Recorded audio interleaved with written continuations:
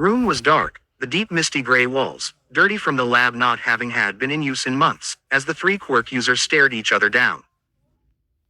Monoma sat across the table from Asagiri, both smiling their creepy smiles at each other. Yosuke watched from the corner, uncomfortable at the two. Were they having a smiling contest? So I know you want me for a reason, Monoma asked finally, leaning back in his chair. While I have no intention of giving you the help you request, I am curious to know why you have such great taste in a Class 1B student such as myself. Oh, it's a simple request, I assure you, Asagiri said, playing along with Monoma's attitude. And I'm sure you've pieced together what it was being such a great Class 1B student. I'm assuming you want me to copy Tear Boy's quirk, Monoma asked, looking at his nails. Asagiri smiled wider. I'd be disappointed in a hero course student if they couldn't figure it out. Asagiri said sweetly. Monoma laughed. I am pretty amazing. I'm much more cut above the rest, wouldn't you say? Monoma said, praising himself. Yosuke watched from his corner as confused as ever. Wasn't this supposed to be a high-tension moment? What's up with these two lunatics? And what do you gain from it? The liberation offer you something? Monoma asked, lowering the chair back on all fours. Asagiri shrugged. Nah, they're boring. I don't have too big of plans. Maybe do some experiments, get my hair done, bring back the greatest villain of all time all for one. You know, the usual. Monoma's smile remained, however his eyes squinted slightly. They wanna bring back all for one. That all for one, you seem awfully content with allowing me to know such precious information. Monoma said. Asagiri shrugged. Who are you gonna tell? You're stuck in here, there's no one. Asagiri said, however Monoma's smile slowly faded. That wasn't true. Monoma glanced over at Yosuke in the corner. So, Midoriya's amnesia didn't just appear out of nowhere. I guess I don't have anyone to tell, huh? Monoma said, going along with Asagiri's obvious lie. He would have to be careful around the guy in the corner. So then, let's get down to business. Asagiri said seriously, dropping her facade. You will be copying Midoriya's quirk. Simple as that. Yay, sorry, that's not gonna happen. Monoma said, also getting serious. Asagiri rose an eyebrow. And why is that? She asked curiously. Well, other than the fact that you're clearly trying to release one of the most powerful villains of all time, Monoma said. Midoriya's quirk is uncopyable. At least, you wouldn't get what you want. I've tried copying it before. Midoriya's quirk isn't super strength, is it? Asagiri asked, taking out her notes. When he uses his quirk, it's more like he's releasing energy. You can't copy the already piled energy, can you? Monoma frowned. Even while trying to avoid the details, she was reading him like a book. And let's say that was the case, Monoma said, choosing his words carefully. How would you get around that issue? I'm sure we can make a few amplifications to your quirk, Asagiri said, not looking up from her notebook. Monoma stood up, his chair knocking back behind him. You're not messing with my quirk, Monoma said simply. Monoma glanced at Yosuke, who had stood up straight in response to Monoma's sudden movement. It wouldn't work anyway. I can't retain a quirk I copy. My body gets rid of it after a while. Deletes it per se, and plus, I would never abandon or betray a fellow student. Whether it be a Class 1B or Class 1A student. I'm sure we can do something with that too, Asagiri said, standing slowly. Monoma took a step back. All we need you to do is copy one for all.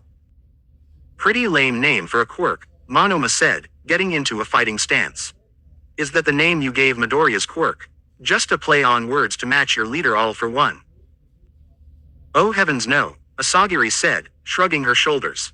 Those two have quite the history. Monoma raised an eyebrow. What are you? Monoma didn't get to finish. Yosuke lunged as Monoma, who noticed the movement, ducked. Asagiri moved in low, arm outstretched to touch Monoma. Monoma rolled away from Asagiri's grab, gaining a bit of a distance between himself and the villains. Copying this so-called one for all is the first step of their plan, or at least that's what they say. Monoma thought as he continued to weave around the attacks of the two villains. If that really was the first step, why were they trying so badly to touch him? No, the first step was not for him to simply copy the quirk. They needed their quirks to affect him first. Monoma backed away even further. He knew the big guy had a memory erasing type quirk. Monoma clicked his teeth. Maybe he could erase both their memories. That was the only option he had. I'll show you what it means to be a student of Class 1B. Monoma shouted as he lunged. Yosuke didn't move, only bracing for impact. You didn't think we just came at you without a plan, did you? The calm voice of Asagiri said. Monoma's eyes dilated. When did she leave the room? How did she leave so fast? It was as if time had slowed. Right before Monoma's fingers could touch Yosuke, a purple portal opened between the two. In an instant Monoma, with his own jump, was through the portal. His outstretched hand was no longer in front of Yosuke. Instead, the person in front of him was none other than Izuku Midoriya. Monoma tried to pull away, however a hand gripped his forearm. His eyes darted to see Asagiri, in the cell along with the two, smiling down upon him. Why don't we give you a bit of an amplification, shall we? She said sweetly, as Izuku watched on in horror at the two people that had just appeared out of nowhere from random portals. Monoma felt his heart rate increase, the feeling coursing through his body. His quirk, he felt its strength growing. His eyes dilated even further with fear. When she said make adjustments and amplify it, she wasn't talking about a computer. She was talking about her own quirk. He couldn't shut his quirk off, he had to pull away. However, Asagiri's strength was too powerful. He noticed the veins pulsing from her arms. Did she amplify her own strength as well? Asagiri pulled Monoma's arm, forcing him to touch Izuku's forehead. The three stood, frozen in place, Monoma touching Midoriya's forehead, Asagiri holding Monoma's arm in place, and Izuku confused as ever. Ha! Monoma called out with a devilish smile. You may have amplified my quirk, but I still couldn't copy the already stocked energy.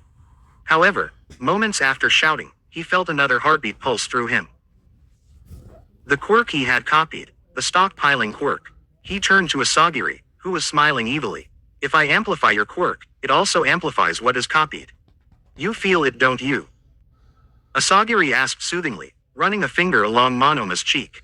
You can feel kinetic energy building up inside you, a lot faster than it should be.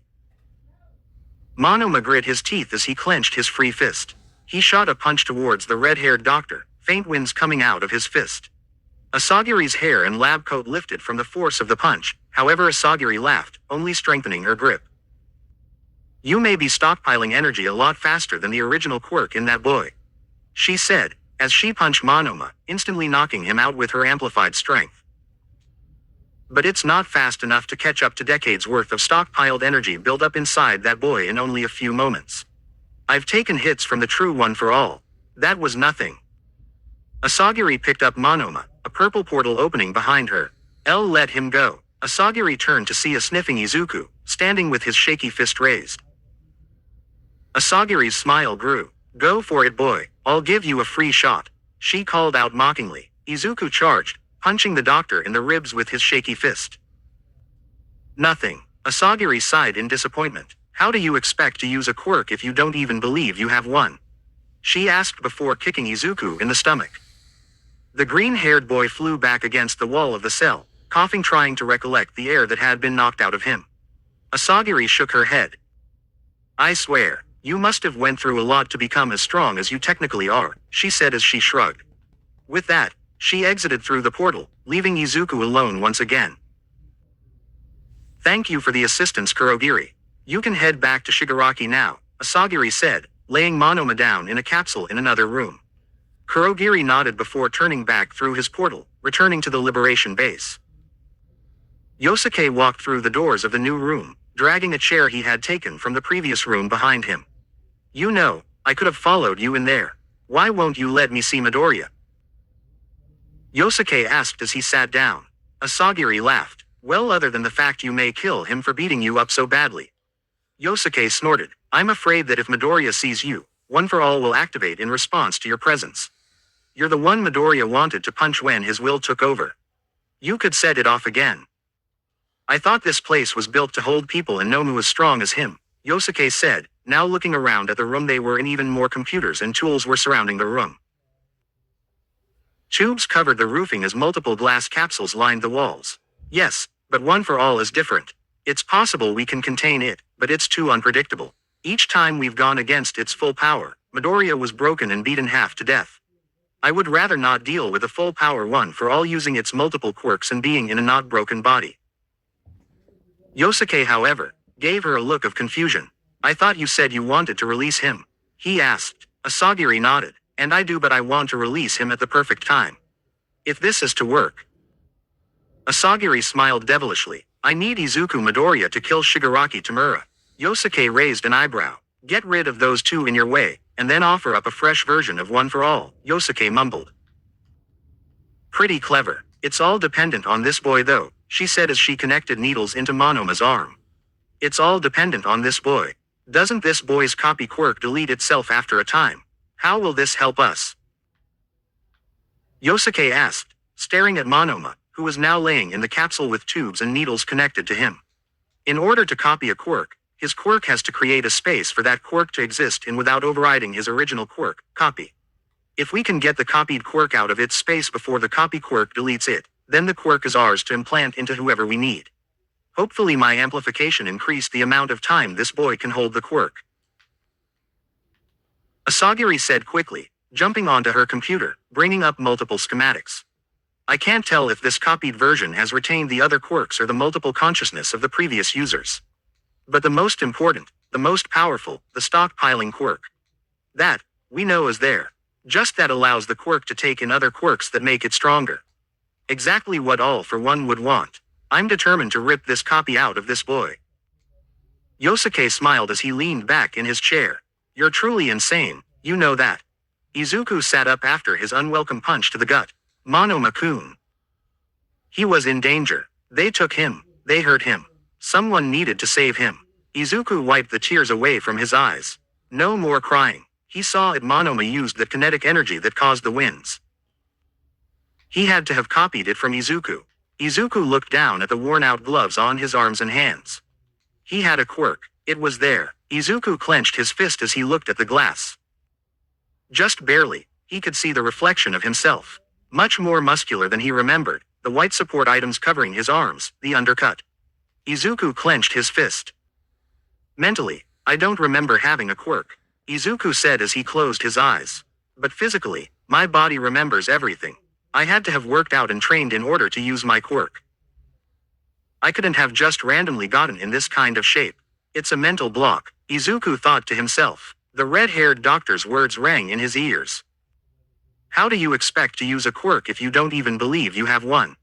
Izuku imagined the place, the smoky version of himself reaching out to him. Izuku got into a fighting stance, his eyes still closed. Let my body react. Believe I have a quirk, he thought to himself. His eyes shot open as he punched the glass.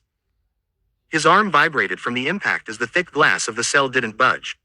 Izuku felt tears in his eyes, however he refused to let them fall as he clenched his teeth. Again, Izuku punched again. Nothing. Again. Again. Izuku shouted out loud this time. Izuku repeatedly punched the glass, left and right, determination in his watery eyes. He would save Monoma-kun. He would save them both. More words from Asagiri rang in his head. But it's not fast enough to catch up to decades worth of stockpiled energy built up inside that boy in only a few moments. I've taken hits from the true One for All. That was nothing. This One for All, that had to be my quirk, Izuku thought as he continued to punch the glass. Come on One for All. Come on One for All. I will save us. Let the story continue.